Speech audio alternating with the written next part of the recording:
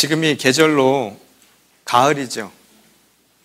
여기서 태어나고 여기서 자란 분들은 잘 모르겠지만 우리 어르신들은 다 알 겁니다.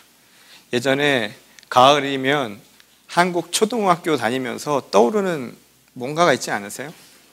가을하면 떠오르는 게 뭔가요? 운동회. 벌써 그 비슷한 생각들을 다 하시는 것 같은데 제가 운동회 얘기를 하려고 하는데요. 왜 뜬금없이 운동회인가? 지난 2주 전에 한국의 한 초등학교 운동회인데 이 운동회에서 있었던 사건입니다. 지금 여러분 사진을 보면 맨 오른쪽이죠. 맨 오른쪽에 있는 아이가 다른 아이들에 비해서 작죠. 지금 저 아이들은 6학년 졸업반 학생들입니다. 6학년 졸업반 학생들인데 운동회 그 마지막 경기가 뭐냐면 항상 기억나세요? 달리기 하는 거잖아요. 사람의 가슴을 떨리게 하던 그 달리기 기억나세요? 그 달리기를 하는데 저 꼬마 아이가 그 마지막 서 있는 저 아이가 매번 할 때마다 꼴찌를 하는 겁니다. 왜 꼴찌를 하냐면 저 아이는 날 때부터 선천성 이 기형으로 태어났습니다. 그래서 자라나는 게 보통 사람들이랑 다릅니다. 그래서 자라나는 게 멈춘 상태죠. 그러니 다른 아이들보다 이 발달이 지체되어 있으니 뛰는 것이 보통 아이들과 같지 않았던 겁니다. 그래서 이 경주를 할 때마다 지난 5년 동안 매번 꼴찌는 도맡아 했던 거죠. 그런데 이 마지막 6학년 이 초등학교 가을 운동에서 어떤 사건이 있었냐면 지금 저 옆에 있는 친구들 4명이 한반 친구들입니다. 저 친구들이 깜짝 서프라이즈 쇼를 한 겁니다. 자기 친구를 위해서. 마지막 졸업 선물로 매일 꼴찌만 하던 친구에게 같이 고린 지점까지 같이 손을 잡고 들어간 겁니다.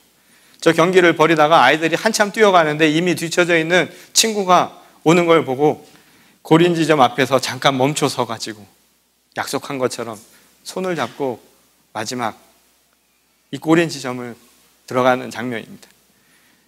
지금 아이는 울고 있죠. 너무 감격해서 아이는 울고 저걸 바라보던 모든 사람들이 감격해서 울었다고 합니다.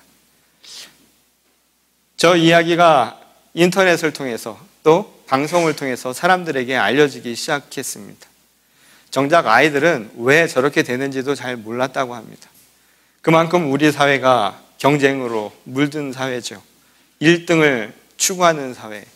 그런 경쟁 사회에서 1등과 꼴찌가 존재하는 게 아니라 다 함께 1등이 될 수도 있다라고 하는 것을 저 아이들이 저렇게 보여준 겁니다. 얼마나 기특한가요? 어떻게 보면 저는 예수님께서 하신 말씀이 하나님의 나라는 바로 어린아이와 같은 이들의 것이다 라는 말씀이 틀린 말이 아니구나 라는 생각을 저걸 보면서 갖게 됩니다. 오늘날 우리가 살아가고 있는 시대가 그만큼 이 경쟁이라고 하는 것이 중요한 시대죠. 그래서 이 경쟁에서 생존하는 게 어떻게 보면 우리가 살아가는 이 현실 사회의 목적이 되어버렸는지도 모릅니다. 어떻게 보면 삶의 목표가 마치 이 경쟁 사회에서 생존하는 것, 그리고 이 경쟁 사회에서 내가 무언가를 얻을 수 있는 것, 남보다 많은 것을 가질 수 있는 승리감에 빠질 수 있는 것, 이게 우리가 살아가는 이 사회의 현실 모습인지도 모른다는 거죠. 그런데 이런 경쟁 사회일수록요, 사람들의 선택이라고 하는 것, 사람들의 삶의 중심이라고 하는 게 어디가 있을 것 같습니까? 다른 사람? 아닙니다. 이 경쟁에서 살아남아야 하기 때문에 결국 이런 사회에서 만들어내는 사람들의 모습은 자기 중심이 될 가능성이 굉장히 높다는 거죠. 어떻게든 내가 살아남아야 되고 또 나와 관련된 집단, 조직이 살아남아야 한다는 겁니다. 그러니 선택이 자기 중심적일 수밖에 없다는 거죠. 그것은 개인뿐만 아니라 나라와 국가도 민족도 마찬가지라는 겁니다. 그래서 자기 유익과 자기 이익을 선택하게끔 만드는 아주 자기 중심적인 태도가 나타나는 것이 바로 이런 현실적인 오늘 우리 사회의 모습이라는 거죠. 근데 이것은 다만 세상적인 이야기만도 아닙니다. 오늘 우리가 함께 하고 있는 이 교회 현실도 크게 다르지 않죠. 오늘날 많은 교회들이 어려움을 겪고 있습니다. 특히 이 미국 사회에 이 미국 교회들이 많이 죽어가고 있죠. 침체기에 접어들고 있습니다. 이 침체기에 접어들면서 이 교회의 목적, 이 최종적인 목표가 무엇이 되었냐면은 살아남는 것, 생존해야 한다는 것에 사람들이 초점을 두기 시작을 했다는 겁니다. 생존하는 것에 관심을 두기 시작하면서 점차 어떤 형태가 나타나는가? 성장해야 된다는 것이, 우리도 성장해서 살아남아야 한다는 것이 마치 교회의 가장 중요한 목표가 되어버린 그런 꼴이 되었다는 것이죠. 그래서 대형화라고 하는 것, 성장이라고 하는 것이 교회의 일반적인 모습이 되었다는 겁니다. 실제로 목회자들에게 있어서 성공이라고 하는 게 뭔가? 목회의 성패 여부는 교회 성장과도 관련이 되어 있는 게 오늘의 실질적인 현실입니다. 제가 어딜 가서요, 목회자들끼리 모여 있으면 큰 교회 하시는 분들은 아무래도 목이 굳어 있습니다. 작은 교회, 개척교회를 하면 왠지 내가 지금 죄인인 것처럼 드는 생각을 갖게 됩니다. 또 교회가 움츠러들기 시작하면 목사의 마음도 움츠러들고요. 성도들도 마찬가지라는 거죠. 그래서 재미있는 일들이 많죠. 우리 교단 같은 경우에 미국 교단이지 않습니까? 미국 교단인 우리 교회 교단도 이런 문제점들을 해결하기 위해서 이 시장의 마켓 전략들을 그대로 도입을 하는 경우를 보게 됩니다. 그래서 컨설팅 회사에 의뢰를 해서 어떻게 하면 교회가 성장할 수 있는가? 어떻게 하면 교단이 이런 어려움 속에서 이 어려움을 이겨내고 경제 위기 그리고 이 교회의 위기를 이겨낼 수 있는가를 물어본다고 한다는 겁니다. 그리고 참 재밌는 것은 오늘날 이 미국의 큰 교회들이 있죠. 윌로우 크릭과 같은 대형 교회들은 오히려 MBA를 하는 학생들이 와서 어떻게 하면 저렇게 교회가 성장할 수 있는가 마켓 전략을 배워간다고 한다는 겁니다. 그만큼 교회 성장이나 또는 교회에서 생존이라고 하는 것이 중요한 이슈가 되었다는 거죠. 물론 대형화 자체가 잘못은 아닙니다. 그런데 문제는 교회의 목표, 교회의 본질적인 이유, 목적이 무엇이냐라는 걸 생각을 해보게 된다는 것이죠. 그것이 단순히 성장하는 것에 있는 것은 아니지 않습니까? 이것은 다만 교회와 교회 지도자들만의 얘기도 아닙니다. 평신도들도 마찬가지죠. 요즘에 성도들이 교회를 가면 어떤 교회를 찾는지 아세요? 사람이 많은 교회를 일단 간다는 겁니다. 마치 음식점을 가듯이 음식점, 사람 많은 음식점이 맛있는 것일 거예요. 그런 생각을 가지고 교회도 사람이 많은 곳으로 사람들이 몰린다는 겁니다. 근데 그 이유가 뭐냐? 사실은 책임을 지지 않으려는 것이죠. 그리고 무관심한 것 또는 무감각한 것. 오늘 우리 시대를 산무 시대라고 하지 않습니까? 무책임과 무감각과 무관심이라고 하는 것이 일반 신도들에게도 마음속 깊이 자리 잡고 있다는 겁니다.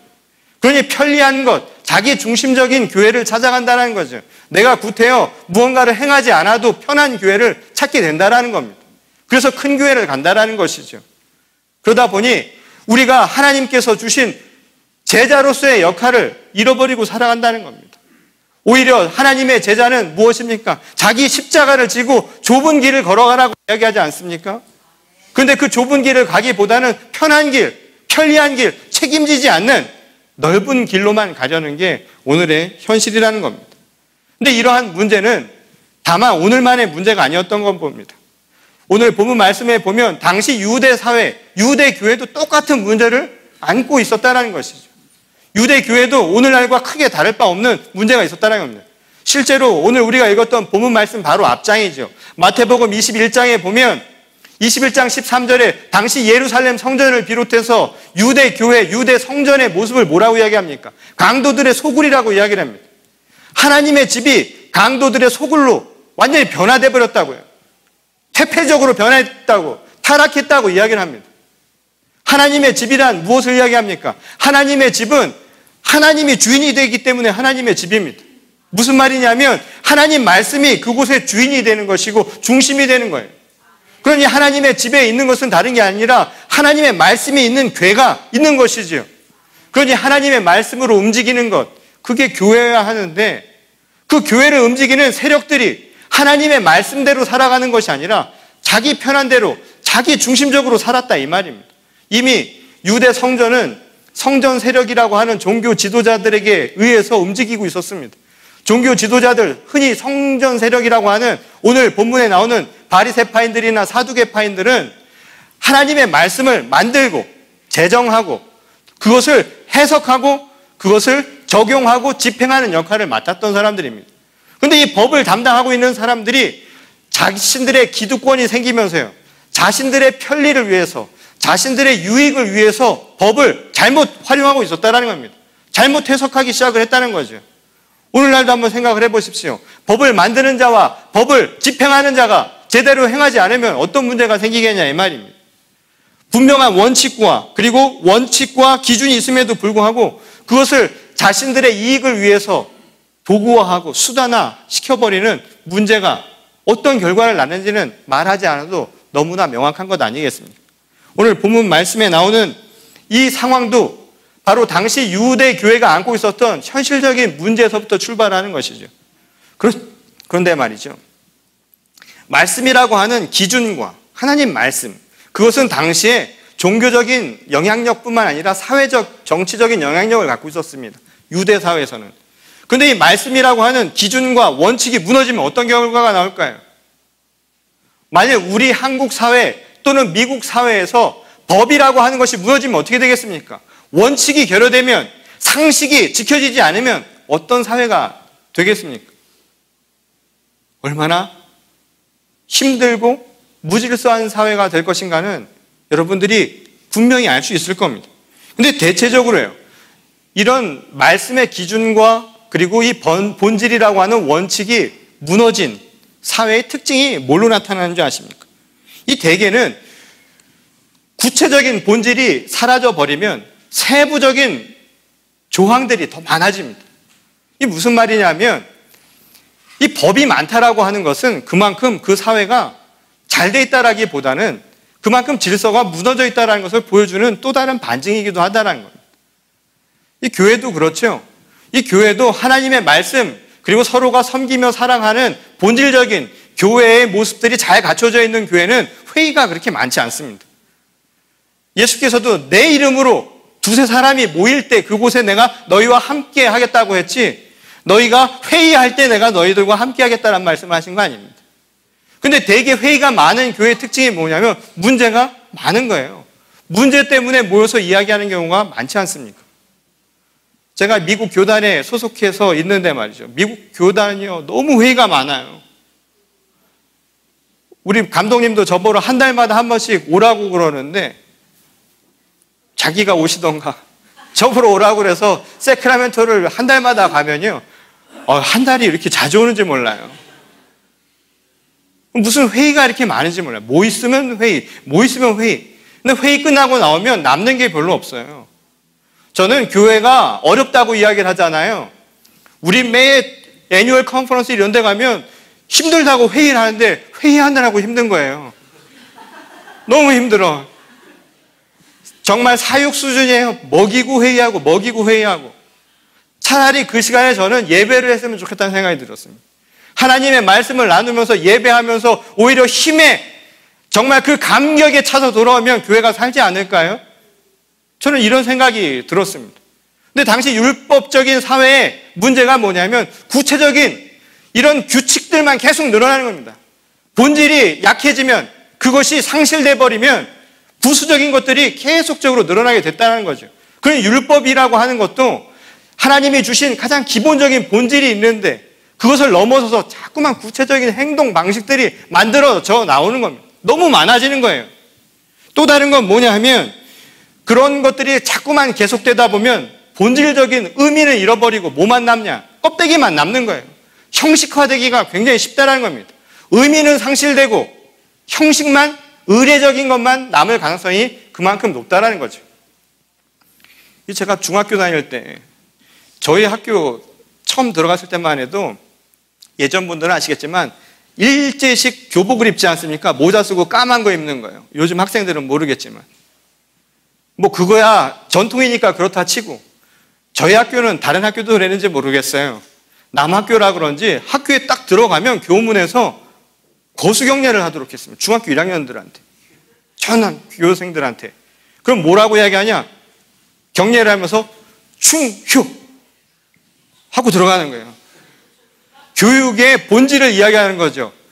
오늘 본문 말씀처럼 한국 교육의 으뜸 계명은 무엇이냐 묻는다면 충과 효인 거예요.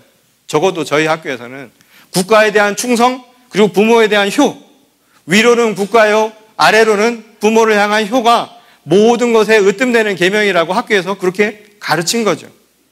이걸 계속해야 되는 거예요. 충효. 아침에 바빠 죽겠는데 막 뛰어가면서도 섰다가 그거나 꼭 하고 들어가야 돼요. 만약 충효를 안 하면 어떻게 되는가? 당신의 선도부라고 하는 사람들이 잡아가는 거예요. 충효를 안 한다고. 거기까지는 그렇다고 이해를 합니다. 학교 교문이야 그렇다고 쳐. 저희는 교무실 들어갈 때도 그랬어요. 교무실을 들어가면 거기에 문을 열고 들어가자마자 충효! 몇 학년 몇 반 누구누구 선생님에게 용무 있어 왔습니다. 믿기지 않죠? 사실입니다. 무슨 군대처럼 그러고 들어가는 거예요. 그래도 그렇게 유니폼을 입혀놨으니까 또 그렇게 되더라고요. 근데 시간이 지나서요. 나중에 저희가 두발 자율화가 되고 그리고 저희가 교복을 벗었던 첫 번째 세대입니다. 교복을 벗었는데 사복을 하고 머리는 길었는데 아직도 그건 계속하는 거예요. 충효. 누구누구 교무실에 용무 있어 왔습니다. 누가 용무 있어서 가겠습니까? 겁나서 가겠어요? 나중에는 어떻게 되냐? 충효라고 하는 것은 남지 않고 경례를 했냐 안 했냐. 그러니 교련 시간이고 아침 조회 시간이고 매 하는 게 뭐냐면 이거 연습하는 경례 연습이요. 군인도 아니고. 지금 이렇게 각이 제가 잘 나오죠? 다 그때 배운 겁니다. 곧 마음이라고 하는 것은 사라져버리고 결국 형식적인 것들만 남을 가능성이 굉장히 높다는 것입니다. 당시 이런 상황 속에서 지금 바리새파인들이 예수님을 시험하는 것이죠. 도대체 진정한 으뜸 계명이 뭐냐고 묻는 겁니다. 그 말은 그 수많은 계명 속에서 진짜가 뭐냐고 묻는 것이죠. 이건 시험이죠. 어떤 것을 하나 찝어서 이야기하기 어렵지 않습니까? 마치 엄마가 좋아, 아빠가 좋아. 세상 누구도 대답하기 어려운 그 질문 아닙니까? 어떤 게 진짜 계명이냐, 으뜸되는 계명이냐라고 이야기를 하는 겁니다. 그러자 오늘 예수께서 실제로 그들이 너무나 잘 아는 율법에 나와 있는 이야기죠. 신명기와 레위기에 나와 있는 말씀처럼 하나는 무엇입니까? 바로 하나님을 사랑하는 거라고요. 내 목숨과 마음과 뜻과 정성을 다해서 내 하나님을 사랑하는 것. 이게 가장 큰 으뜸 계명이라고 얘기합니다. 그리고 나서 뭐라고 이야기하냐면 내 이웃을 사랑하는 거라고. 근데 이 이야기는 단순히 여러 계명 중에서 두 가지를 찝어서 이야기하는 게 아니죠. 뭡니까? 예를 들어서 10계명을 이야기한다면 그 모든 계명 10가지 중에 가장 핵심되는 것, 그 모든 것을 다 아우를 수 있는 말이 뭐냐? 그것은 바로 하나님과 우리 땅에서 서로를 사랑하는 것다. 바로 이것을 이야기해 주는 겁니다. 이것을 다른 한마디로 줄이면 뭡니까? 결국 사랑이라는 거죠. 사랑이 없으면 그 모든 율법도 아무 의미가 없다는 겁니다. 사랑이라는 게 본질이라는 것을 우리에게 이야기를 해주는 것이죠. 우리가 왜 이것을 지키느냐? 사랑 때문이라는 거예요. 오늘 우리가 왜 신앙생활을 하느냐? 그걸 통해서 하나님과 딜하는 게 아닙니다. 내가 사랑을 받고 내가 하나님을 사랑하기 때문에 이 모든 것이 이루어진다는 것이죠. 이게 바로 예수님의 말씀, 곧 하나님 사랑과 사람 사랑이 모든 것을 아우르는 가장 기본적인, 보편적인, 그래서 모든 계명의 주인이 되는, 중심이 되는 말씀이다라고 이야기를 했던 겁니다. 근데 제가 한 가지 비유를 들어볼게요. 예컨대 이 부모가 말이죠.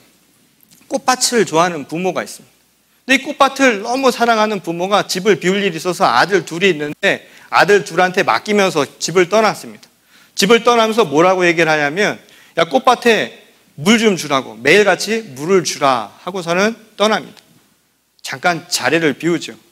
그러자 그 다음날부터 자식들이 어떻게 하냐면 순종하는 두 아들이 날마다 물을 주기 시작했습니다. 아무 문제가 없었습니다. 그런데 어느 날 문제가 발생을 합니다. 왜 발생을 했을까요? 비가 오는 겁니다. 갑자기 비가 오는 거예요. 비가 오기 시작하자 아들 둘의 의견이 갈리기 시작합니다. 첫째 아들은 뭐라고 얘기하냐면 부모님이 꽃밭에 물을 주라고 했으니까 오늘 물 줘야 된다고 그렇게 얘기합니다. 그게 부모님의 말씀이었으니까 순종하라는 거예요. 그거 당연한 거 아니냐? 이래나 저래나 우리가 판단하지 말고 그렇게 가르쳐 줬으니까 그렇게 하자. 첫째 아들이 이렇게 얘기를 하죠. 그러니까 둘째 아들이 그게 아니라고 얘기합니다. 둘째 아들은 뭐라고 얘기했냐면 곰곰이 생각해 보니까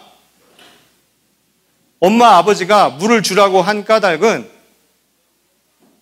꽃밭에 물을 주지 않으면 꽃들이 죽어버리기 때문이다. 그러니 물을 주라고 한 것은 이것을 죽이지 말기 위한 마음이, 그 의미가 더 중요한 것이다. 그래서 지금 비가 오니까 굳이 우리가 물을 주지 않더라도 상관이 없을 것이다. 그러니 이것도 순종하는 것이다 라는 이야기를 했다는 겁니다. 여러분들은 어떻게 생각하십니까? 둘 다 순종은 맞죠. 그런데 어디에 초점을 두느냐에 따라서 그 순종하는 것에 대한 해석이 전혀 달라진다는 겁니다. 오늘 예수께서 우리에게 주시는 말씀도 마찬가지입니다. 율법의 진정한 의미가 어디 있느냐? 오늘 거기에는 핵심적인 것, 사랑이라고 하는 것을 이야기해야 된다는 겁니다. 그러니 그 사랑이 없이는 율법에 대한 진정한 의미도 생겨나지 않는다는 거죠. 근데 이 이야기에 대해서 당시 율법 학자들이나 종교 지도자들은 무슨 이야기를 하냐면 반박을 하죠. 도대체 그 사랑이 뭐냐고 그러면 사랑의 정의가 뭐냐는 겁니다. 도대체 어디까지 그럼 사랑이라고 얘기할 수 있느냐? 단박 이런 질문이 나온다는 거죠. 그래, 네 말대로 사랑이 모든 것의 기본이다, 근본이다 한다면 그래, 사랑이 뭐냐? 라고 질문이 한다는 거죠. 예컨대 그것을 잘 아는 말씀이 누가복음 10장에 나오는 비유의 말씀 아닙니까? 바로 선한 사마리아인의 비유입니다. 사람들은 이미 알고 있었습니다. 가장 중요한 게 뭡니까? 영생을 얻기 위해서, 구원을 얻기 위해서는 어떻게 합니까? 라고 묻자, 그래, 너는 어떻게 생각하느냐? 그에 대한 대답이 뭐였습니까? 오늘 예수님이 가르쳐 주신 바로 그 말씀이었죠. 하늘을 우러러 하나님을 사랑하고 바로 이 땅에 사람들을 사랑하는 것, 이거라고 얘기했습니다. 그러자 예수께서 그래, 네 말이 맞다라고 이야기를 하자 다시 그 당시 율법인들이 뭐라고 얘기합니까? 율법주의자들이요. 그럼 도대체 누가 내우십니까? 사랑의 범위를 정하는 거죠. 어디까지 사랑해야 되는 거고 도대체 사랑이 뭐냐라는 거죠. 도대체 알 수가 없다라는 겁니다. 그래서 그들은 또다시 처음으로 돌아가는 것이죠. 사랑이 무엇인가에 대한 기본적인 것, 구체적인 행동 방식으로 다시 돌아갔다 이 말입니다. 근데 말이죠. 연애하는 것도 그래요. 우리 젊은 친구들이 있는데 연애하는 것도 마찬가지입니다. 연애를 잘 못하는 사람일수록 연애를 잘합니다. 그렇지 않나요? 하지 않는 친구일수록 생각이 많습니다. 그렇지 않아요? 하고 있는데 생각할 필요가 뭐가 있습니까? 지금 현재 생각이 많은 분들은 없는 거예요. 쉽게 생각하면 됩니다. 사랑의 정의가 많다라는 것은 그만큼 사랑을 행하고 있지 않다라는 반증이기도 한다는 것이죠. 그러니 예수께서 하신 말씀이 뭐냐면 누가 내 이웃인가를 묻지 말고요. 그게 중요한 게 아니라 뭡니까? 내가 누구의 이웃이 되어줄 것인가? 지금 그 사랑을 행하라는 것 아닙니까? 사랑을 지금 실천하는 것, 그게 더 중요하다는 것이죠. 많은 사람들이요, 길거리에 거린들을 보면, 홈리스를 보면 아직도 그 생각을 합니다. 도와줘야 되나 말아야 되나? 어떤 게 진짜 주님의 사랑일까? 그 짧은 순간에 많은 생각을 하죠. 돈을 줘 말어. 돈을 주려고 했는데 돈을 주면 이것은 저 사람의 삶을 내가 방해하는 게 될 수도 있어. 저걸 통해서 마약을 사거나 술을 살지도 몰라. 굉장히 심오한, 마치 이창호가 되는 듯 바둑 구단의 심각한 수준으로 저 앞까지 생각한단 말이에요. 근데 한번 생각해 보십시오. 사랑은 진실은 투박한 거예요. 생각이 많아서 디테일하게 이야기하지 않는다 이 말입니다. 진실된 마음이 중요한 것이에요.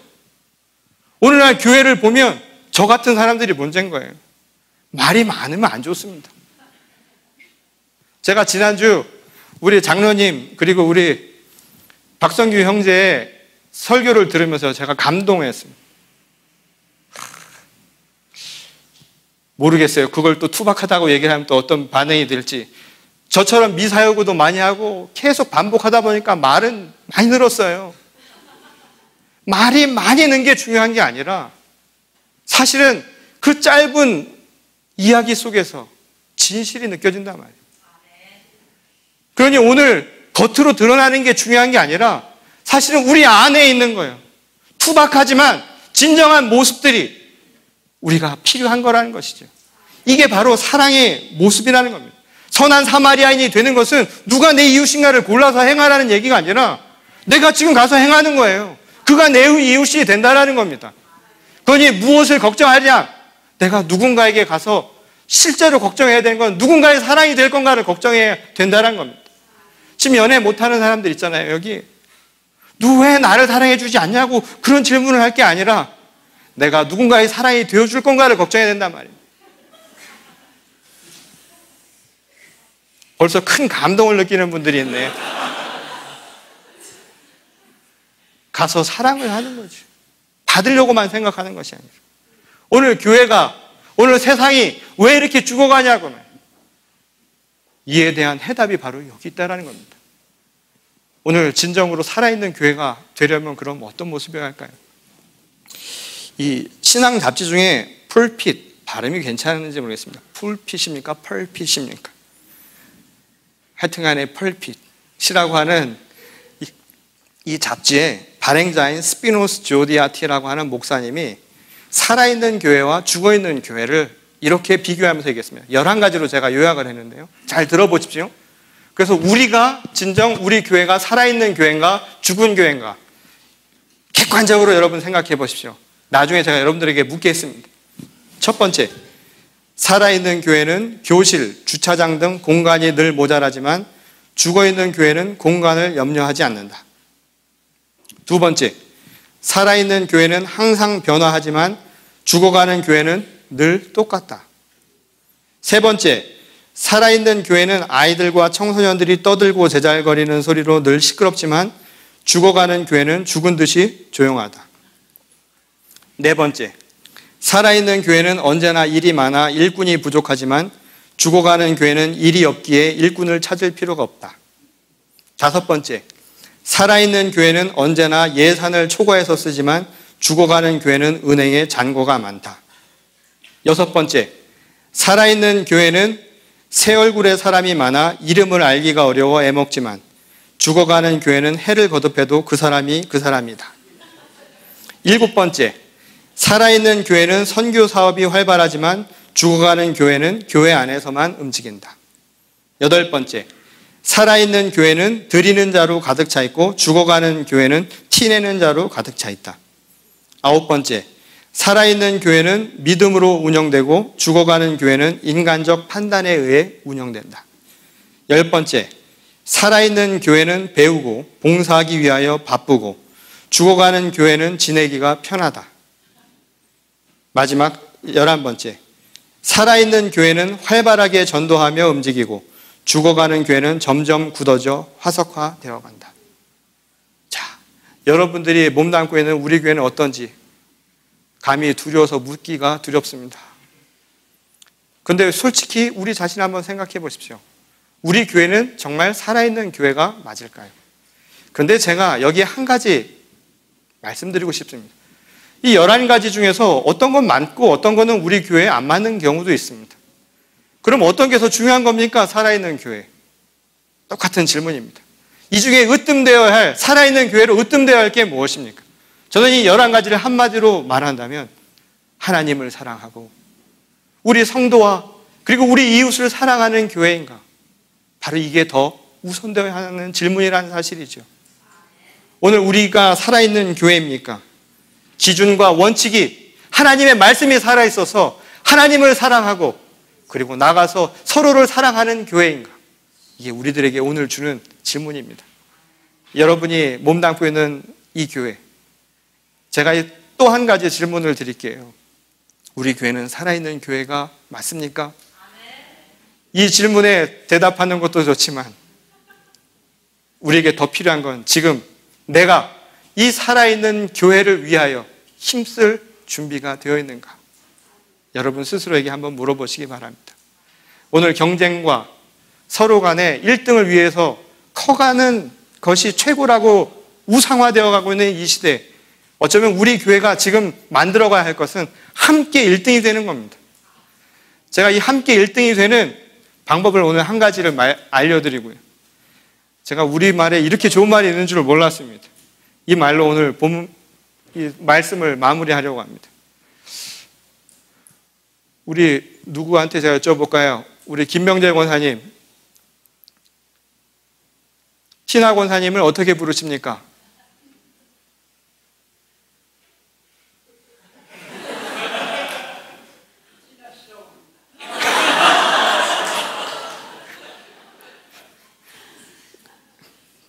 제가 원했던 대답이 아니어서 참 난감하네요.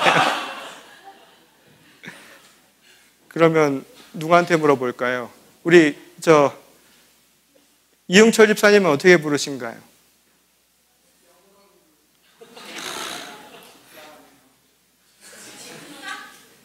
제가 그래서 우리 집사님을 좋아해요. 제가 원하는 답을 이렇게 주셔서 감사합니다. 여보. 그 얘기 참 저는 한 번도 해본 적이 없습니다.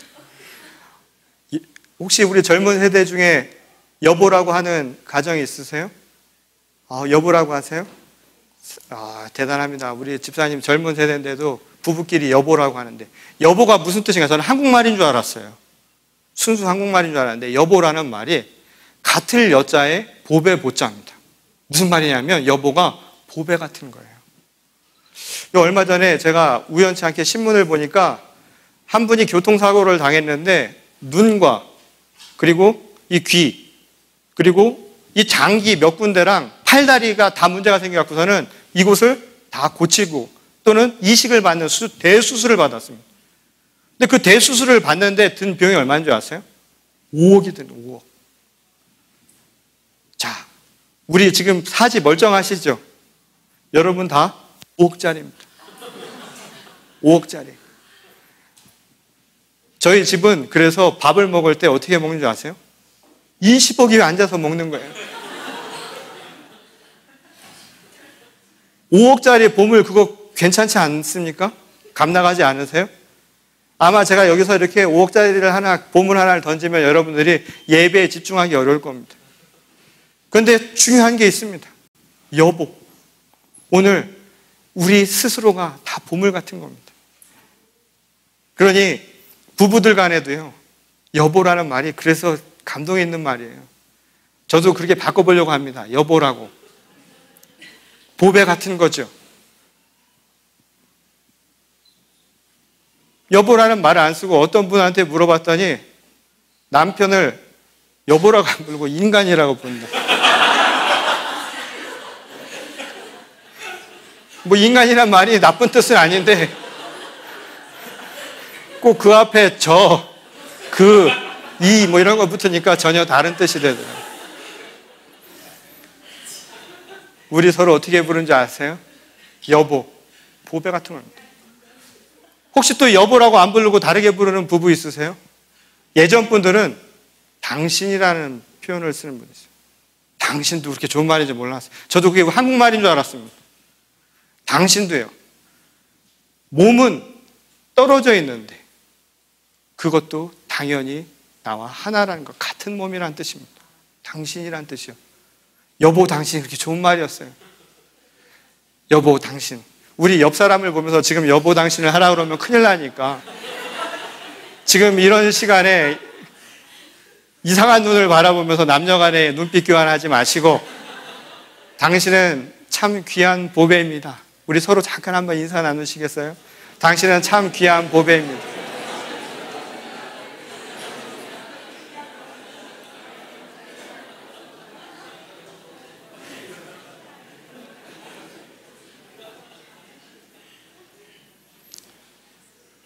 저희 교회가 3 밀리언입니다.